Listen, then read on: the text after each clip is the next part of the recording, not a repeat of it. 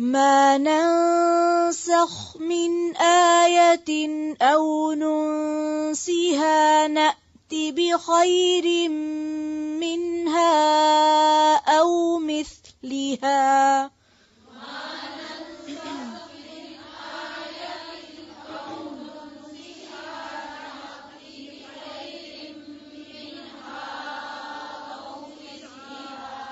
دیکھیں من آیتن، آیاتن نہیں ہے، ٹھیک ہے، یا پہ صرف زبر ہے. پھر سے پڑھیں.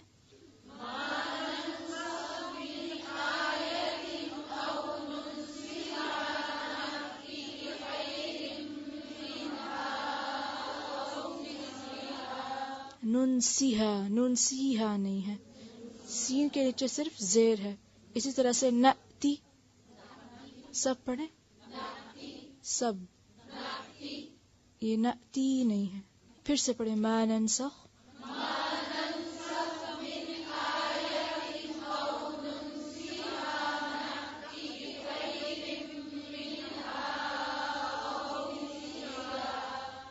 غور سے سنیں، دیکھ کر اور صحیح پڑھنے کی کوشش کریں.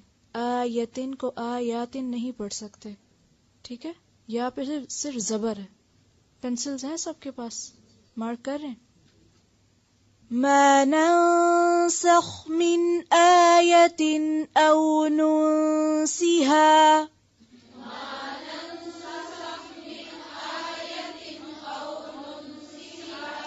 نأتی بخیر منها او مثلها.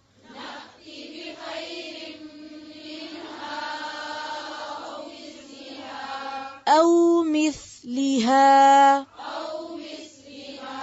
ألم تعلم أن الله على كل شيء قدير.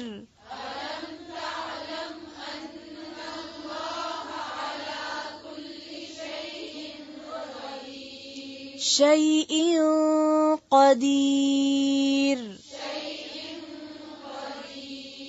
شیئن، حمزہ ہے، عین نہیں ہے، ٹھیک ہے. پھر سے پڑھیں. الم تعلم،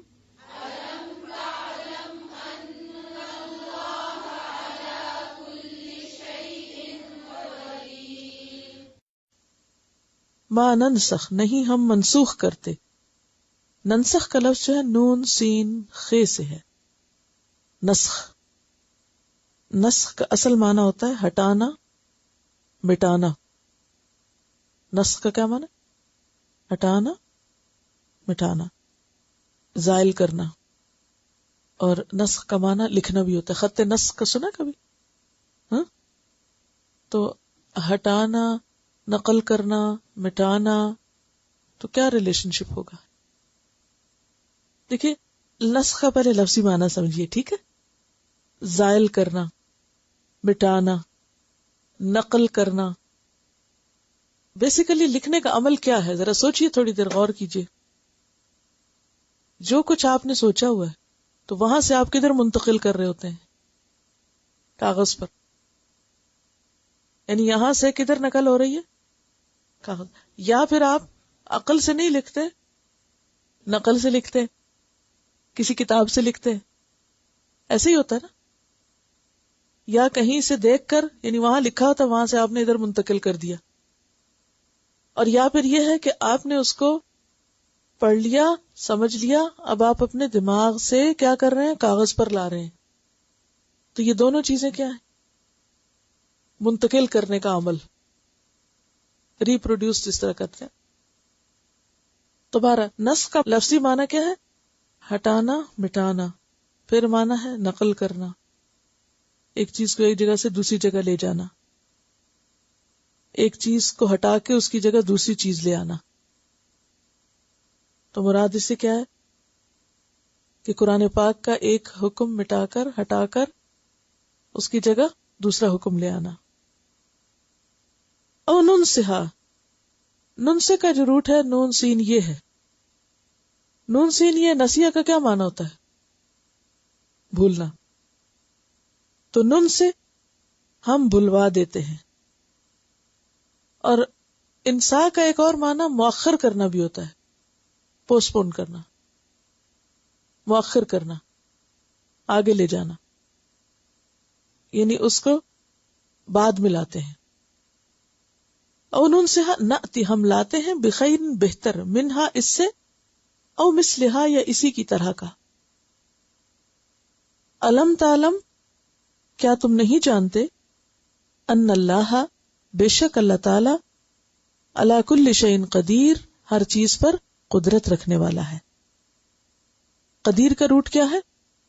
قاف دال ریٹ. اب چونکہ وہ پیچھے حسد ہے، پیچھے عداوت ہے، اس لیے صرف خامیاں اور غلطیاں چننے میں لگے رہتے ہیں.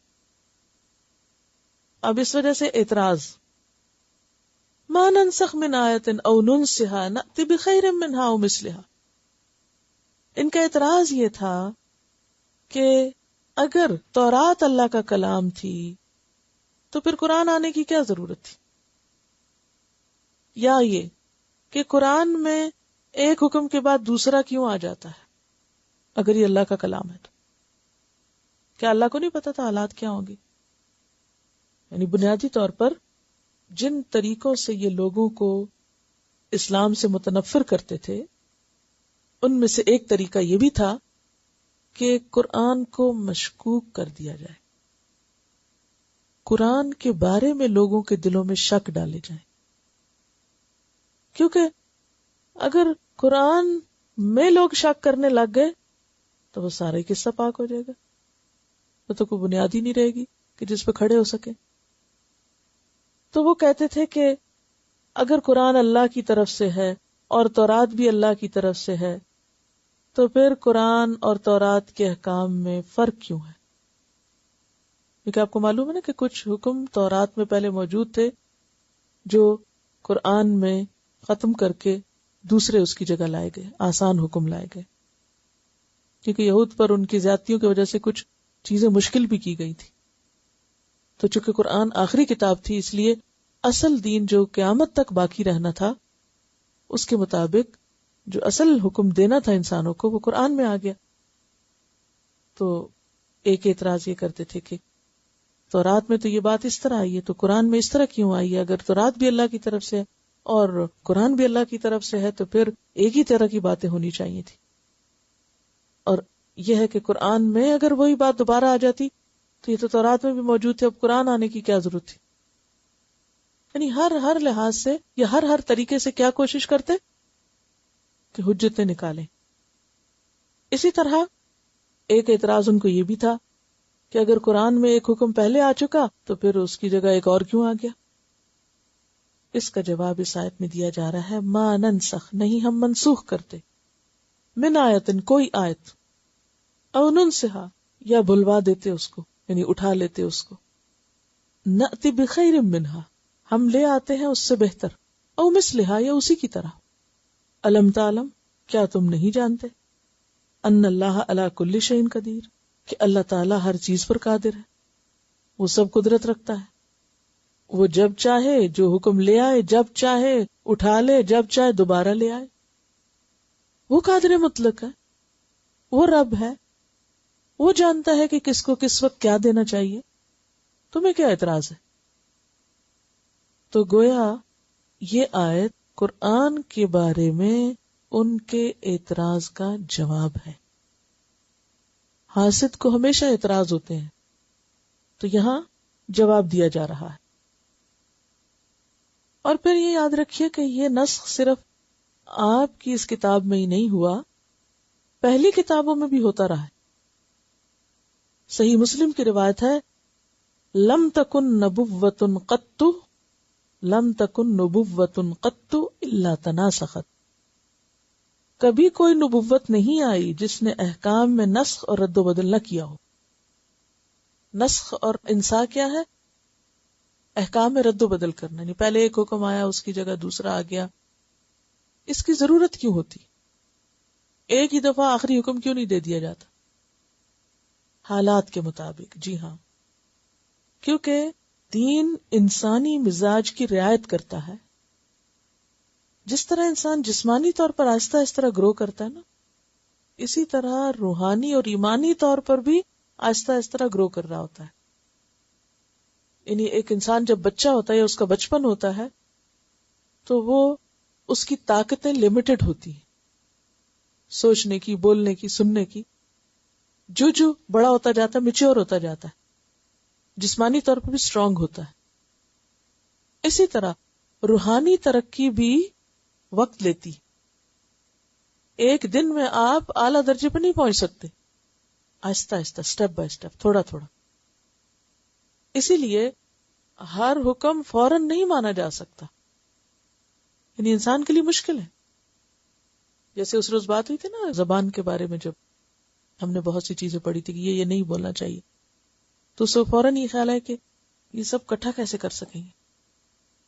یقیناً کٹھا نہیں کر سکتے، ایک دن میں سب کچھ نہیں ہو سکتا. انسان بار بار غلطی کرتا ہے، پھر درست کرتا ہے اپنا، پھر ٹھیک کرتا ہے، پھر گرتا ہے، پڑتا ہے، پھر اٹھتا ہے، پھر غلطی ہو جاتی ہے، پھر ریئلائز کرتا ہے اوہو یہ تو ٹھیک نہیں کیا. تو یہ عمل تو آخر تک جاری رہتا ہے. تو انسانی مزاج کی رعایت کرتے ہوئے اللہ تعالیٰ نے ابتدا میں آسان حکم دیے یا کم دیے، پھر آہستہ آہستہ ڈوز بڑھا دی گئی. بالکل ایسے ہی جیسے ایک بیمار کو اگر پہلی سٹیج پر ہائی ڈوز دے دی جائے تو کیا ہوتا ہے، بیماری بڑھ جاتی ہے یا ختم ہو سکتا ہے. تو اس وجہ سے انسانوں کے مزاج کی رعایت کرتے ہوئے احکامات تبدیل ہوتے رہے، احکامات میں رد و بدل ہوتا رہا. بعض اوقات غلط فہمیوں کے ازالے کے لیے بھی ایسا کیا گیا. چونکہ اللہ تعالیٰ ہر چیز پر قادر ہے، اس لیے اس کے لیے کچھ مشکل نہیں کہ وہ ایسا کرے. یعنی یہاں یاد کیوں آئی ہے؟ اعتراض کے جواب میں، کہ وہ چونکہ آپ پر اعتراض کرتے تھے اس وجہ سے اس کے جواب کے طور پر بات آئی، اور لوگوں کے ذہن کو واضح کیا جا رہا ہے کہ قرآن میں کوئی شک نہیں، لا ریب فیہ، قرآن اللہ ہی کی طرف سے ہے. کیونکہ وہ کہتے تھے اگر اللہ کی طرف سے تو ایسا کیوں اور ویسا کیوں. انہیں بتایا جا رہا ہے اللہ ہی ہر چیز پہ قادر ہے، وہی اس کا اتارنے والا ہے، وہی اس کی حکمت جانتا ہے. اسی لیے اللہ تعالیٰ نے اس کو اپنی طرف منسوخ کیا. کیا فرمایا؟ ما ننسخ، ہم نہیں منسوخ کرتے. اپنی طرف اس کو کی جاتی نہیں، ہم نہیں منسوخ کرتے، ہم نہیں مؤخر کرتے، مگر یہ کہ اس سے بہتر لاتے. یعنی یہ رد و بدل کس لیے ہے؟ بہتر لانے کے لیے، یا اس جیسا لانے کے لیے لیکن ذرا بعد میں لانے کے لیے. اور تمہیں اس میں اعتراض کیا ہے؟ تمہیں کیا مشکل لگتی؟ اللہ ہر چیز پہ قادر نہیں ہو تو سب کچھ کر سکتا ہے.